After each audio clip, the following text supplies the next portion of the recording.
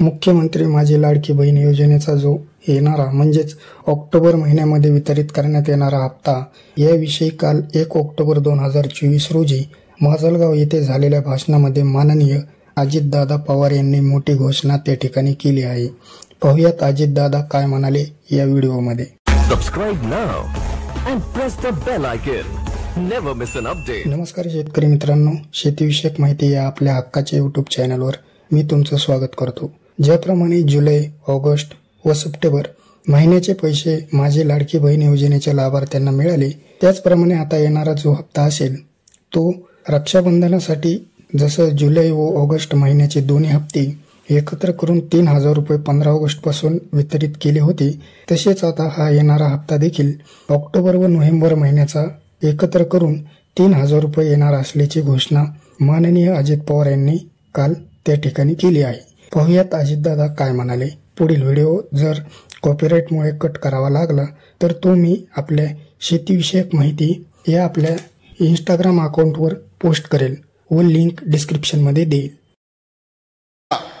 मी बोलतो तसा वागतो, हा अजितदादाचा वाद आहे। मी शब्दाचा पक्का आहे। माय माऊलींनो, आता तुम्हाला जो काही आता सप्टेंबरचे पैसे सोडलेत, आमचीच मुलगी आदिती तटकरे त्या खात्याची मंत्री आहे।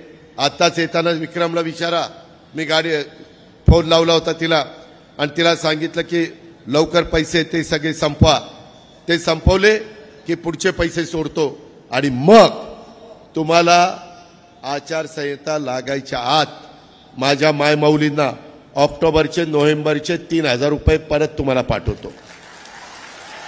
जसं माझ्या रक्षाबंधनला आम्ही 3000 रुपये दिले, महायुती सरकारने दिले, तसं भाऊबीज आहे, भाऊबीजेला पण माझ्या बहिणीला, माझ्या माय माऊलीला मी खाली हाताने पाठवणार नाही, तिला ओवाळणी देणार म्हणजे देणार। हा माझा वादा आहे। हे सांगायला मी जनसन्मान यात्रेच्या निमित्तानं जातो। माय माऊलींनो, सगळ्यांना सांगा घरी जाऊन, काही घरामध्ये दोघींना पैसे येत आहेत, 18 दुने 36,000 वर्षाचे, त्याच्यामध्ये बिल माफ केलंय, त्याची 10,000 रुपयाची बचत झाली। मगाशी धनंजयनी सांगितलं त्याच्या खात्यातनं 6,000, मोदी साहेबांच्याकडनं 6,000, ते 12,000 रुपये आम्ही आमच्या बांधवांना शेतकऱ्याला देतोय।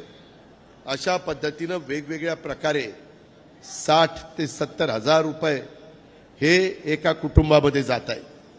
हे काम फक्त महायुतीचं सरकारच करू शकलं।